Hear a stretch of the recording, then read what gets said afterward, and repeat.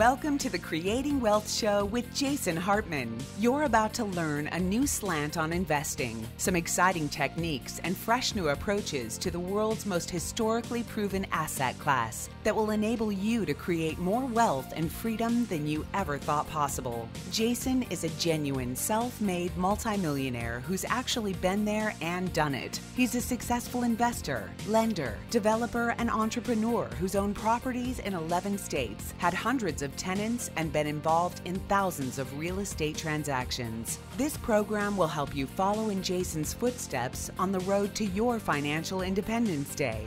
You really can do it. And now, here's your host, Jason Hartman, with the complete solution for real estate investors. Welcome, listeners from around the world. In 165 countries, this is your host, Jason Hartman, and I'm going to make a big claim here today on episode 1058, episode 1058. Now, this claim, I just want to warn you, may not be accurate. Okay, I have my brother here. That's another claim. You'll meet him in a moment. And no, I don't really have a brother, but I have sort of a surrogate brother, and he's here with me. So we'll introduce him in a moment. He is the world's best networker, and he's tangentially in the real estate world as well. But here's my big claim. You ready for this? Let's see if anyone disputes this. I am going to make the claim today, dear listeners, that I am the most experienced person in my field. Yes, I'm going to make that claim because just 5 days ago was my anniversary in real estate. And I have been in real estate now for, let me just see here, I'm looking at the cool little app on the internet here that calculates all this. I have been in real estate for 1,722 weeks. I have been in real estate for 17,364,960 minutes. Okay? I have been in real estate for 289,416 hours. And you know what, folks? I say experience matters. And I think I'm the most experienced person in my field. I was doing a little back-of-the-napkin math. Do not expect this to be accurate because it's not accurate. I'm saying that in advance. But I am now approaching being involved in 10,000 real estate deals. I'm getting pretty close to the 10,000 number. Try and beat that. Let's see if I know a lot of my competitors listen to the show. And listen, I could be wrong about this, but I'm going to make the claim and throw it out there. And, that's kind of the way you do it. Throw it out to the marketplace. And my competitors would have a very vested interest in saying, no, Jason, that's not true. And if it's not true, I will tell you it's not true. I'll tell you if I hear from them. So come forward, people. Come forward and tell me I'm not the most experienced person in this business. Yes. I'm the most experienced person in this business. So 12,059 days. Yeah, that's a long, long time. And you know what? Interestingly, out of the 17 million plus minutes I've been in the real estate business, I bet there's scarcely a minute that I haven't thought about real estate. So there you go. You are listening to the most experienced person in the business. And I hope you'll join me in Hawaii, where we will do a lot of networking and a lot of learning from each other. And with that in mind, let me introduce my surrogate brother, Dan Kalis. Dan, how are you? I'm doing fantastic. It's great to be hanging out with you here, live in person. Live and in person. And we are in a co-op office space here in South Florida, and it's pretty cool. Thank you for introducing me to it. I've wanted to try one of these co-op offices with all the techie cool young folks that are maybe going to change the world, but I haven't done it yet. How long have you been doing it? Well, about 2 months. 2 months. And you are just moving from Colorado to Florida, right? From Chicago, we live in Colorado. Now we're here in West Palm Beach, yes. Yeah. So what is getting you interested in this move? Why are you leaving Colorado? Because tomorrow I'm going to Colorado, interestingly. I love Colorado, a lot about it, but not really a big fan of dry weather. We wanted to go see, are we mountain people? My wife and daughter and I, it turns out we like looking at the mountains. We don't really like doing a lot in the mountains. We like palm trees and beaches better. Good stuff. Hey, so tell the audience before we talk a little bit about real estate and the fact that you are potentially the best networker I have ever met. Well, I guess didn't meet you directly because we're brothers. Why are we brothers?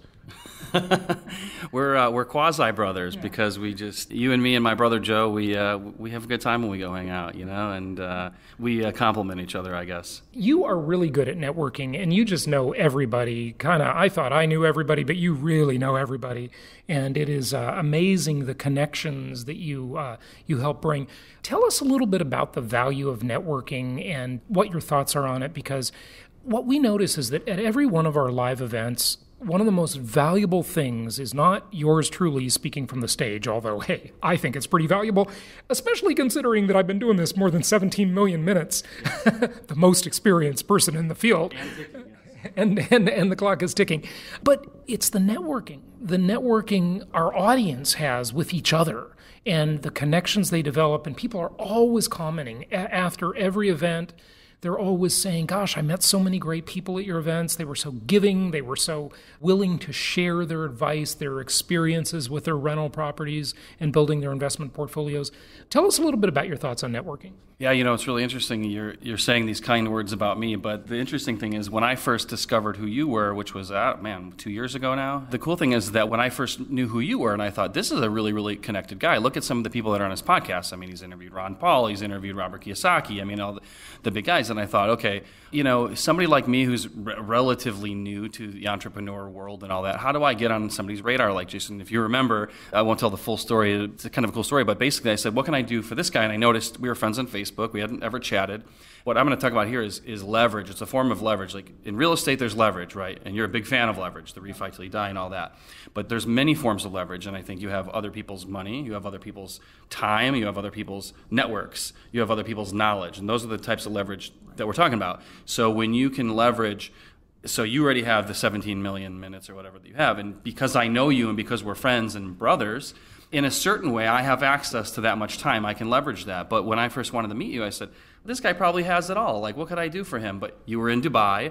I happen to have a friend in Dubai who is he was one of the top executives at the Atlantis in Dubai, and said, you know what, maybe I can have this as an opportunity for my friend Ryan to meet Jason, give him a VIP treatment. And I made the introduction, and it made me stand out, right? There's nothing else I could have offered you, and it all began from there. So I think when you're thinking about what can I give in a relationship, and that's what, like my brother and I, when we go to a lot of different networking events and masterminds, we try to be personable and we try to be likable, and that comes natural. I'm certainly not the most networked guy in the world, but for being an entrepreneur for 3-4 years, we've certainly made a lot of connections, and I've come to really believe that your network is your net worth. It's a great saying. We hear that a lot.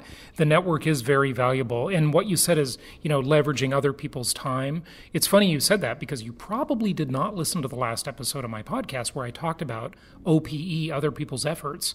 And I'm going to share a statistic today when I was talking about the rent, so I'll get to that in a moment. Millennials, 45% of their income goes to rent, so we'll talk about that in a moment because that's OPE to the max with real estate. Yes, regretfully, I have not listened to that episode yet, but I always say OPT, time and effort, is basically the same type of leverage.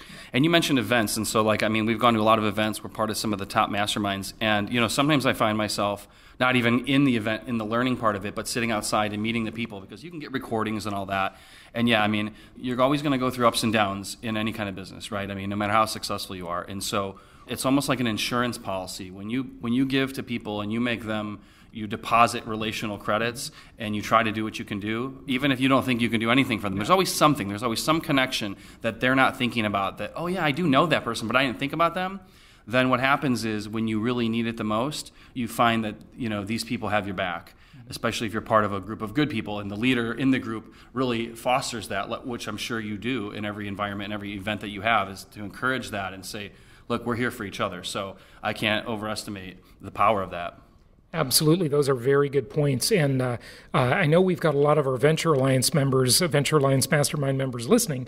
And I want to just say that Dan was the guy who set us up when we were all in Dubai a couple of years ago. He was the one who set us up with the the general manager of Atlantis in Dubai. And we got that private tour. And it was just because I posted something on Facebook or something, maybe a picture of us in Dubai. That was our first international Venture Alliance trip. Now, now. We've done a few of them.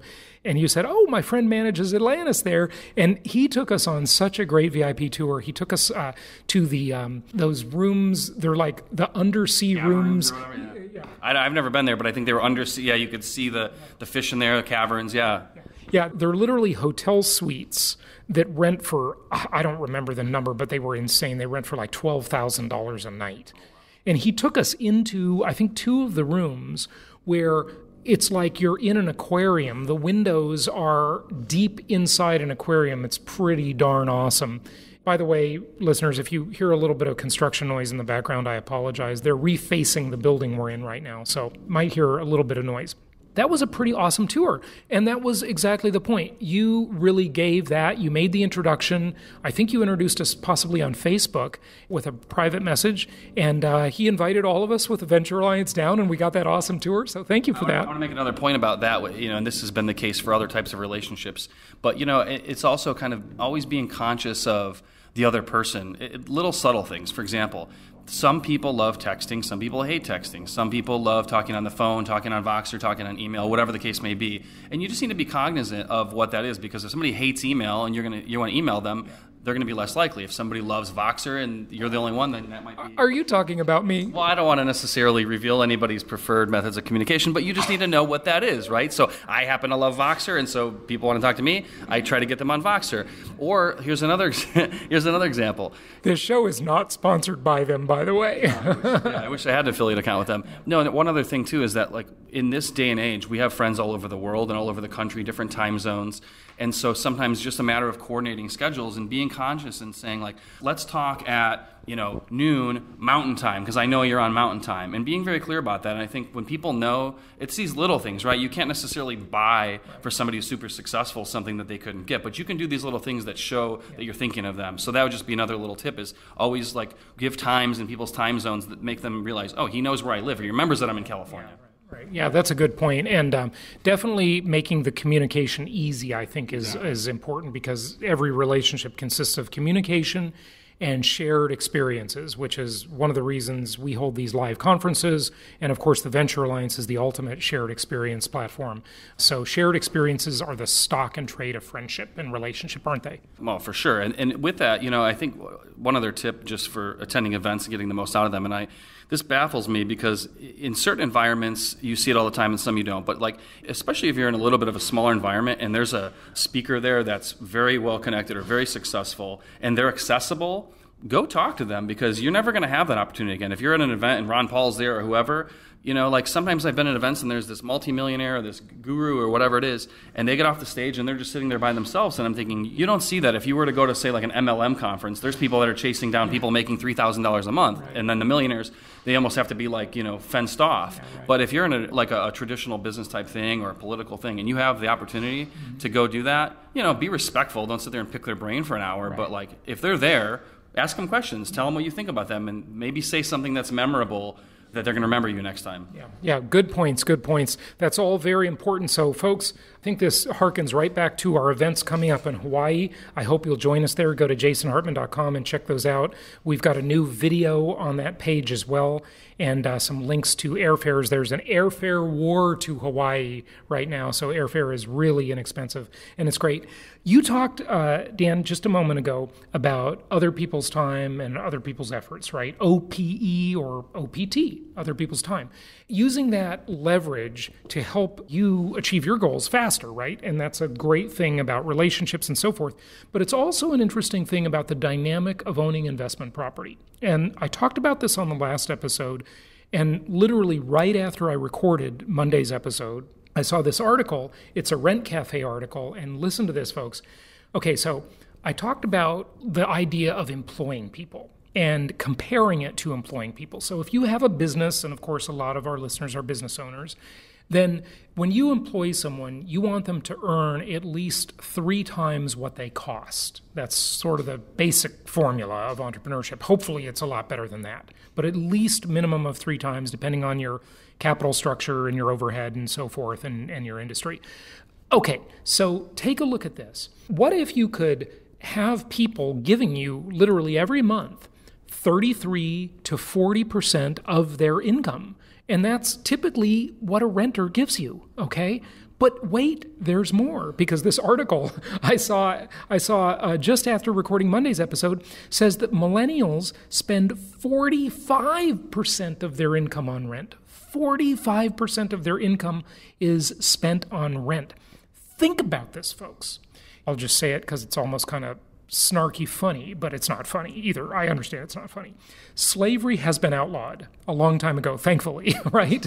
Now, there's a lot of slavery, sadly, going on around the world, which, on my Holistic Survival show, I did a show about that, and it's really just disgusting and appalling what happens in that. But that's a whole nother subject. But in the U.S., there's just the kind of slavery that Jeff Bezos engages in, and I think he's, really a slave master, because at Amazon.com, he doesn't pay people very much, and they literally, at least in one case, work themselves to death.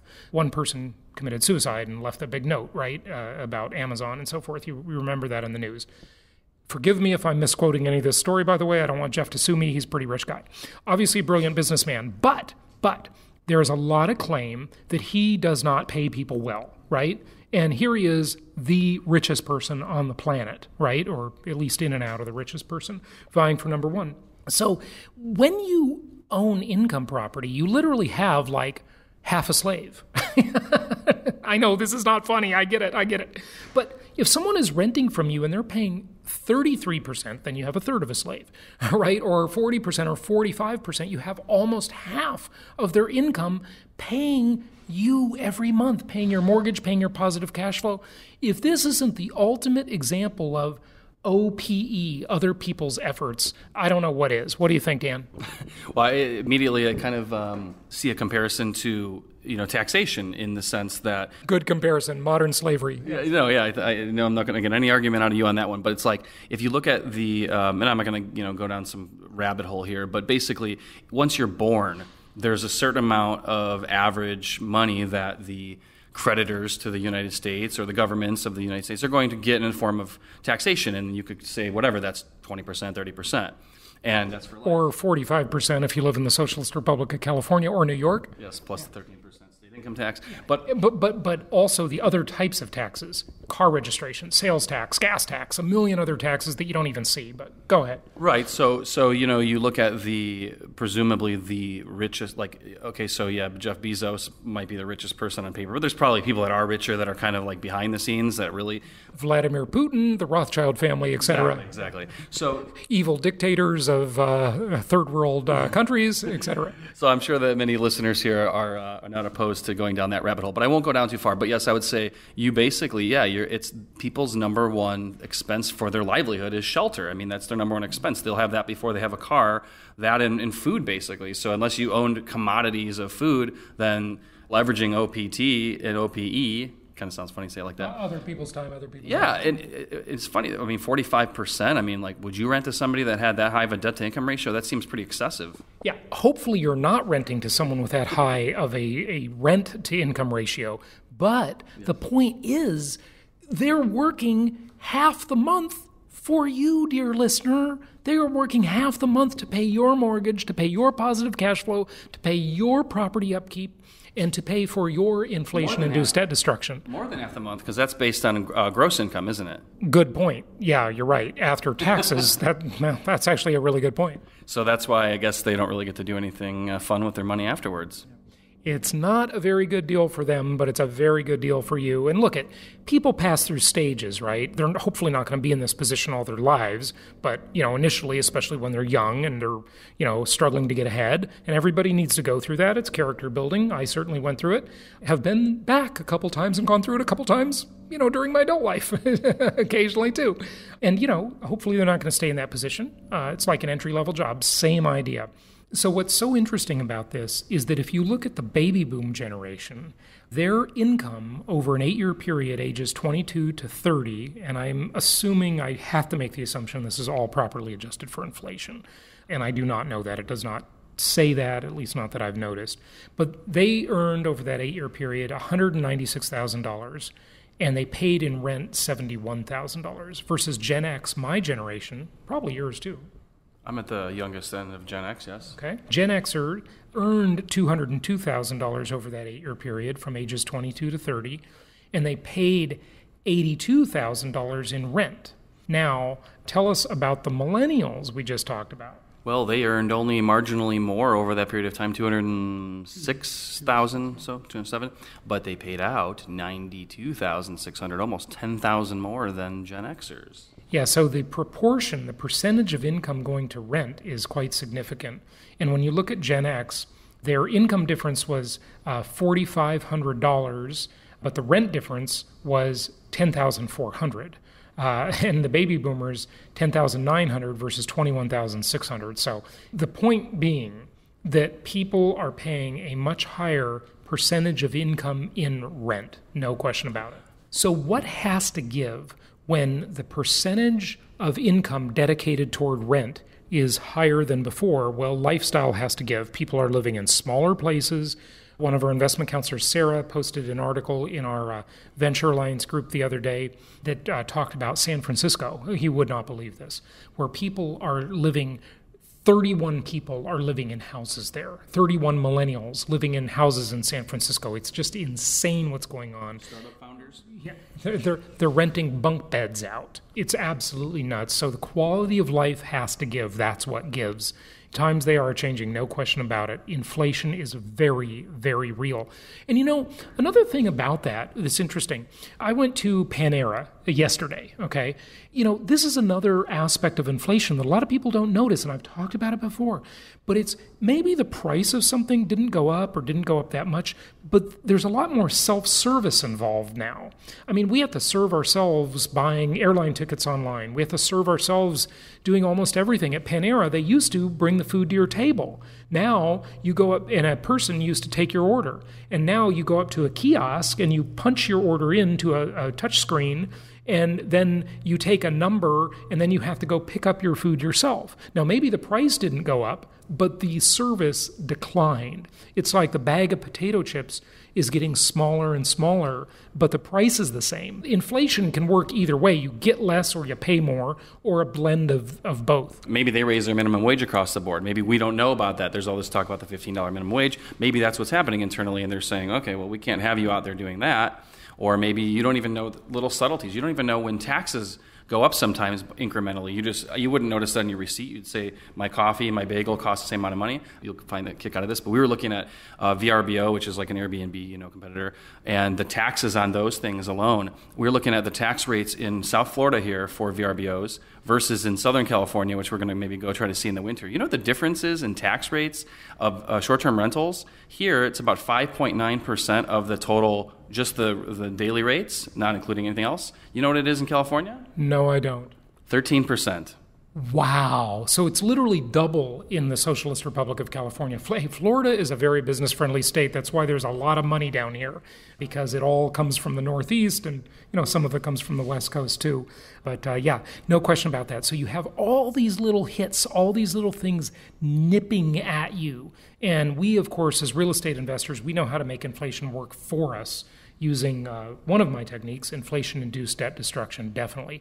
And speaking of which, one thing we haven't talked about on the show, I'd love to get your input on this, Dan, the financial crisis. A lot of people mark it by the collapse of Lehman Brothers, which was just 10 years ago last week. And I got this email newsletter, and I just want to share with you the advice, and then I want to tell you how wrong this advice is. It's conventional wisdom, but it's not good wisdom, okay? It's conventional, right? Air quotes. And yeah, air quotes, conventional wisdom, okay? So it just talks about how, Lehman Brothers collapsed 10 years ago, and the 3 points were, look, be careful of over-leveraging, keep a low loan-to-value ratio. Terrible idea. Okay, I'll get there in a minute as to why.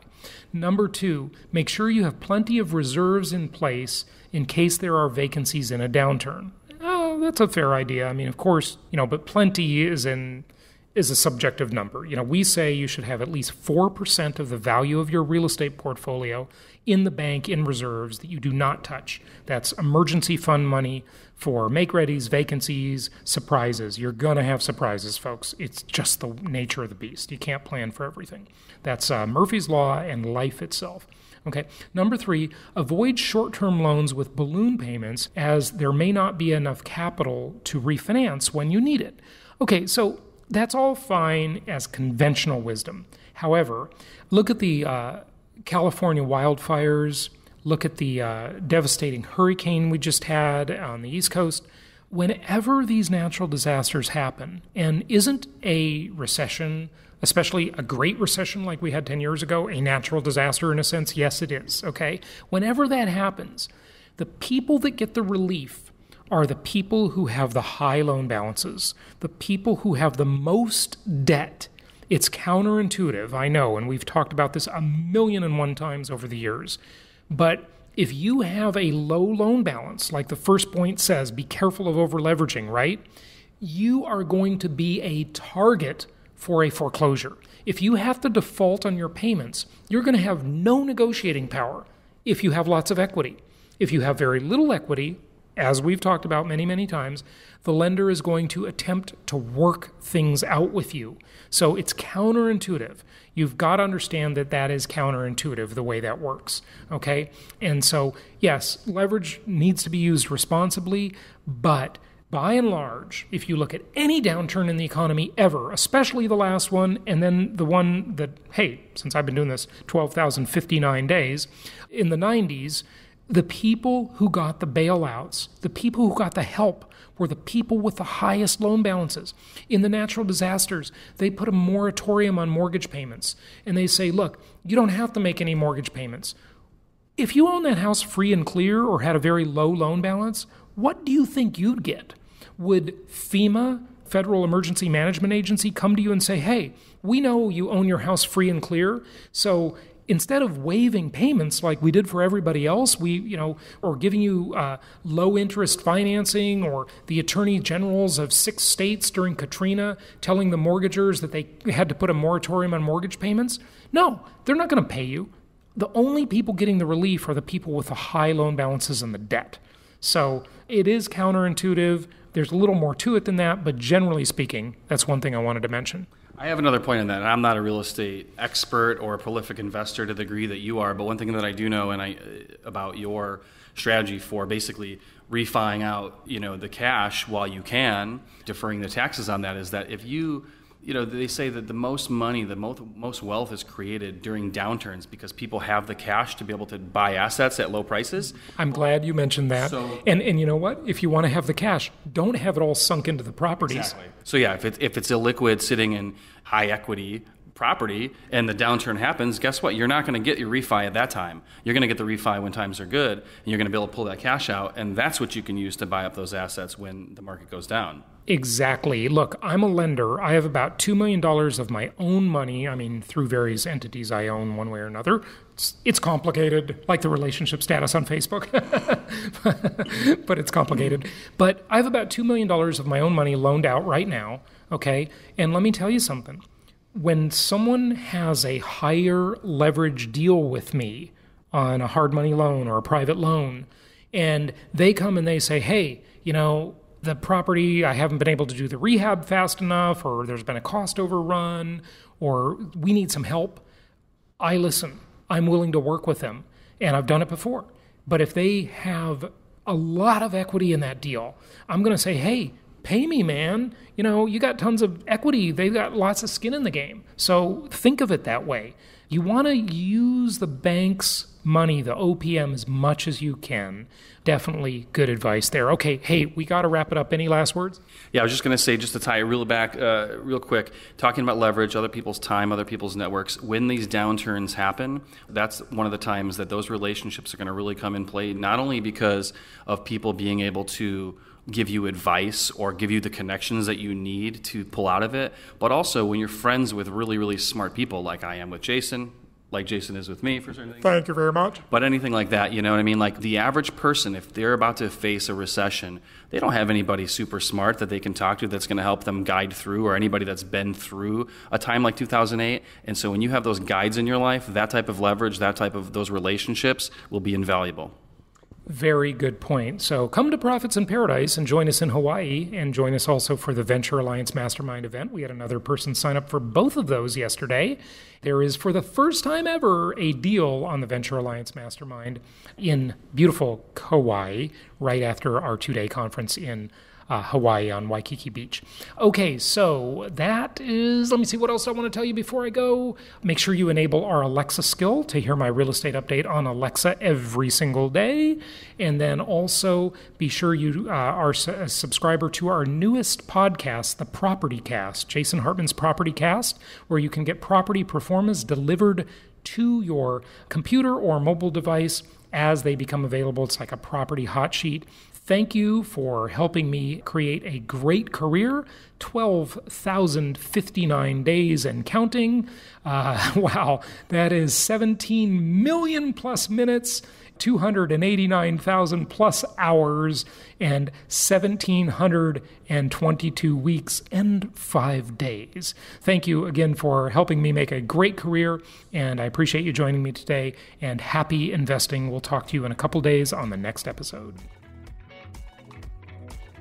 Thank you so much for listening. Please be sure to subscribe so that you don't miss any episodes. Be sure to check out the show's specific website and our general website, hartmanmedia.com, for appropriate disclaimers and terms of service. Remember that guest opinions are their own, and if you require specific legal or tax advice or advice in any other specialized area, please consult an appropriate professional. And we also very much appreciate you reviewing the show. Please go to iTunes or Stitcher Radio or whatever platform you're using and write a review for the show. We would very much appreciate that. And be sure to make it official and subscribe so you do not miss any episodes. We look forward to seeing you on the next episode.